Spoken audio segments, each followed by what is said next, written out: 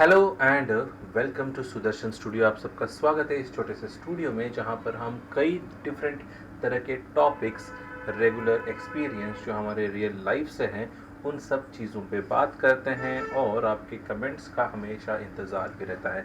तो चलिए without further due बात आज करते हैं एयरटेल क्यों कभी भी नंबर वन की पोजीशन पे नहीं आ सकता। ये बहुत बड़ा सवाल। आपको सवाल तो आसान है बस, क्योंकि वैसे भी दो ही तो कंपनी अब सस्टेन कर रही हैं, एक तो जियो और दूसरा है एयरटेल। तो फिर बेसिकली एयरटेल सेकंड नंबर पे, हमेशा सेकंड नंबर पे ही रहेगा और वो कभी फर्स्ट आ ही नहीं सकता। और उसका रीज़न है उसके खुद के एम्प्लॉयज़। जी हाँ, उसके खुद के एम्प्लॉयज़ जो हैं उसी को नंबर टू पे भी लाते हैं और अगर हो सका तो किसी दिन उसको कंपनी को डुबा भी देंगे। अब ये क्यों मैं कह रहा हूँ, मैं इसकी एक रीज़न भी बताता हूँ। तो रिसेंटली कुछ 2 हफ्ते पहले की बात है कि मैंने हैदराबाद में, मैं हैदराबाद से हूँ तो फिर बाद में मैं यहीं के बता रहा हूँ, हैदराबाद के नागरम एरिया में मैंने सोचा कि भाई मेरा पोस्टपेड एयरटेल का कनेक्शन है तो मैं क्यों ना वाईफाई कनेक्शन ले लूँ एयरटेल का। वैसे भी जो सर्विस जो है या जो ऑफ़र्स जो है यहाँ पे, जो पैम्पलेट्स हैं या जो पोस्टर्स हैं, काफ़ी बढ़िया थे। तो मैंने सोचा कि चलो भाई ये एयरटेल का ही ले लेंगे। तो मैंने थोड़ा सा पता किया, अच्छी सर्विस भी थी और उसी के साथ साथ मैंने सोचा चलो इसमें इन्वेस्ट कर लेते हैं। तो फिर मैंने एयरटेल के ऑफिस में कॉल किया। कॉल करने के बाद मैं हाँ, ऑनलाइन, ये करेक्ट है, ऑनलाइन सर्विस जो उनकी होती है शायद एयरटेल के इस पे, एयरटेल के ऑनलाइन ऐप पर जाके मैंने रजिस्ट्रेशन भी कराया ताकि मुझे वाईफाई कनेक्शन मिल जाए। जैसे ही मैंने रजिस्ट्रेशन करवाया उसी के मेरे ख्याल से कुछ 20 मिनट में ही मुझे कॉल आ गया उनके रिप्रेजेंटेटिव का और उन्होंने कहा कि हम आपको कनेक्शन देने के लिए तैयार हैं।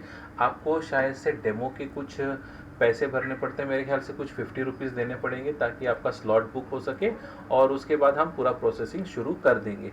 तो बहरहाल हुआ ये कि प्रोसेसिंग शाम को शुरू होनी थी, मैंने डेट और टाइम बता दिया था। तो वो शाम को आके उन्होंने बताया कि आपके एरिया में नेटवर्क बहुत अच्छा है, हम आपको एयरटेल वाईफाई भी दे देंगे और आपको बस जो डेमो के जो पैसे हैं वो, अब रजिस्ट्रेशन के जो पैसे हैं वो पहले से देना पड़ेगा और आपको कौन सी स्पीड चाहिए।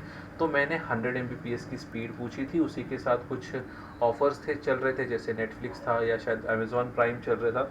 तो मैंने सोचा कि 100 MBPS के साथ 5 महीने या 6 मंथ का मैं पूरा का पूरा पैक लेना चाहता था, 6 मंथ का।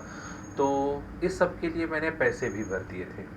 ठीक है, अब आप सोचो इन सब के लिए मैंने पैसे भरने के बाद, इन एडवांस भरने के बाद, मुझे पता चलता है 4-5 दिन के बाद कि मेरे एरिया में एयरटेल का एयर फाइबर है।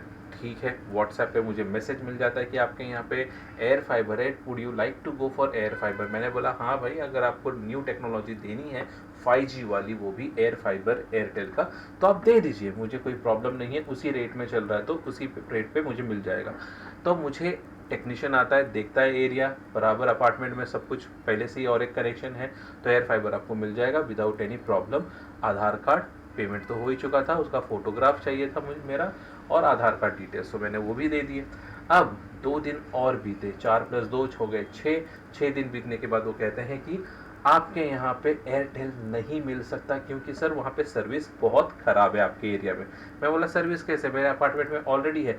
नहीं सर वैसा नहीं है, आप ज़रा पूछ लीजिए, ज़रा क्रॉस चेक करिए, हमारे पास एयरटेल का जो कस्टमर सर्विस है वो बहुत ख़राब है, हमारे टेक्नीशियंस उनको हैंडल करना नहीं आता एयर फाइबर। आपके एरिया में टेक्नीशियंस हमारे बहुत कम है, अगर आज आपने कंप्लेन कर ली तो कम से कम 4 से 5 वर्किंग डेज लगेंगे उस एरिया में आकर आपके प्रॉब्लम को सॉल्व करने के लिए। ठीक है, और उसी के साथ साथ हमारा जो कस्टमर सर्विस है बहुत ख़राब है। आप लोकल को कॉल करोगे आपके ऑफिस में, जो कि एस राव नगर में पड़ता है, उस ऑफिस में आप कॉल करोगे, कोई कॉल उठाएगा नहीं। तो सबसे पहले हमारा कस्टमर केयर बहुत ख़राब है, उसके बाद हमारे पास बेहतर टेक्नीशियंस नहीं है, उसी के साथ साथ जो है हमारे पास बहुत सारे कंप्लेन है वाईफाई और एयर फाइबर के लिए। तो सोचिए, जो नेटवर्क और जो प्रॉब्लम इंटरनेट दे रहा है, आप उसी इंटरनेट को वापस लगाना भी चाहते हैं, लेना चाहते हैं, क्योंकि ये ऑफर्स के साथ है। प्लीज़ रिमेंबर, ये ऑफ़र जो है सिर्फ दिखावे के लिए है, अदरवाइज़ हमारी सर्विस सबसे पैथेटिक है। एस राव नगर से लेके Charlapally, ECIL and in Nagaram area. तो ये बहुत पैथेटिक है, अगर आप कंप्लेन करोगे तो बहुत लंबा समय लगेगा। इसके लिए मैं एक बेहतर उपाय देता हूँ, and I am quoting this thing, okay. इसके लिए मैं आपको एक बेहतर उपाय देता हूँ। सोल्यूशन ये है कि आपके लोकल जो है एक्सीटेल, EXCITEL, इसको कॉल करिए और इनका नेटवर्क ले लीजिए। आपको मैं पैसे रिफंड कर देता हूँ, लेकिन 500 रुपये में 200 Mbps स्पीड एक्सीटेल देगा। मैं खुद कनेक्शन लगा के जाता हूँ, ये बेहतर सर्विस है आपके एरिया में। आई वॉज शॉक्ड कि एयरटेल का एक रिप्रेजेंटेटिव, एक एयरटेल का जो आदमी है वो ये कह रहा है कि सर लोकल ब्रॉडबैंड ले लीजिए, क्योंकि एयरटेल बेकार है, सर्विस बेकार है, इसकी स्पीड भी बेकार है, आपकी 100 Mbps तो मिलेगी ही नहीं। तो आप सोचिए ये इस तरीके के वाक्य मैं सोचा कि पहले तो मैंने कंप्लेन किया, मैंने कहा कि भाई आपका जो एयरटेल का जो रिप्रेजेंटेटिव है, मेरे घर पे कनेक्शन आने के बाद, सब दिखने के बाद, सब कुछ जांच करने के बाद कहता है कि मेरे इससे बेहतर आप ब्रॉडबैंड लोकल वाला ले लीजिए। जब मैंने ईमेल किया लोकल यानी जोनल इंचार्ज को किया, लोकल इंचार्ज जो यहाँ पे एयरटेल के हैं उनको किया, ऑफिस में तक जाके जब उसके बारे में कहा तो वो लोग क्या कहते हैं, सर जाने दीजिए, वी विल टेक एक्शन, कुछ नहीं होता sir. It was so casual. यहाँ की जोनल इंचार्ज बोल रहा है कि भाई कैजुअल ले लो, रहने दो चीजें सर, क्या क्या क्या ही होने वाला है। And that was an email reply, let it happen sir, no issues, we will take some action, some action. और सम एक्शन की जगह पर आज तक कोई एक्शन हुआ नहीं। और तब मैंने सोचा कि यार चलो पूछते तो ही एक्सीटेल है क्या। मेरे एरिया में एक्सीटेल का ऑफिस भी है जो कभी ओपन नहीं होता, लेकिन वहाँ के कुछ लोगों को या वहाँ के एक इंचार्ज को मैंने पूछा कि भाई ये क्या क्या है।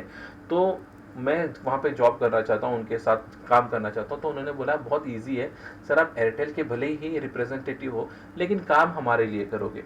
आपको मैं 1500 से लेके 1800 तक यानी 15 to 100 1800 का कमीशन दूंगा पर कस्टमर, ठीक है। पर कस्टमर आपको वो भी मिलेगा, पेट्रोल का भी खर्चा मिल जाएगा और खाने का भी। सो थिंक अबाउट दिस कि 1800 का आपका एक कस्टमर के ऊपर आपको मिल गया पैसा, plus petrol and plus food, चाहे वो लंच हो या सुबह का ब्रेकफास्ट हो, जो भी हो आपको वो मिल जाएगा by the local authority, local broadband. तो इस तरीके से जो लोकल ब्रॉडबैंड वाले हैं ना, वो एयरटेल के एम्प्लॉयज को चूना क्या बोलते हैं यार, खरीद के, या यूं समझ लीजिए जो भी है करना है। एयरटेल का आदमी आएगा आपके घर पे, लेकिन वो बोलेगा 4 दिन के बाद हमारे पास ये कनेक्शन नहीं है और आप ये वाला ले लो, अल्टरनेटिव लोकल ब्रॉडबैंड ले लीजिए। सो ये इस तरह की स्टोरी है। तो अपने ही लोग अपनों को डुबाते हैं, अपने ही लोग अपने जेब में होल करते हैं। तो ये है एयरटेल की सिंपल स्टोरी। कस्टमर केयर से लेकर जोनल इंचार्ज और उसके रिप्रेजेंटेटिव सब के सब लोकल ब्रॉडबैंड को प्रमोट करते हैं, न कि एयरटेल को। सो एयरटेल अगर आप सुन रहे हैं तो please check out this area about S Rao Nagar, Hyderabad, Nagaram, क्योंकि इस तरीके के लोग एक दिन आपकी कंपनी को डुबा ही नहीं देंगे बल्कि कर्जे में भी डाल देंगे। So that's was from me. अगर हाँ, आप बताइए आपको कौन सा नेटवर्क पसंद है, कौन सा नेटवर्क या कौन सा वाईफाई यूज़ करते हैं। फ़िलहाल तो मैं ना एयरटेल के साथ हूँ और ना ही BSNL के साथ, उसकी स्टोरी बाद में बताता हूँ। तो चलिए फिर मिलता हूँ अगले वीडियो में। तब तक के लिए शुक्रिया मुझे सुनने के लिए। वीडियो अगर पसंद आया हो तो प्लीज़ लाइक एंड सब्सक्राइब करिए और शेयर करिए अपने दोस्तों के साथ। और हाँ, एयरटेल के साथ तो ज़रूर करना। शब खैर, बाय।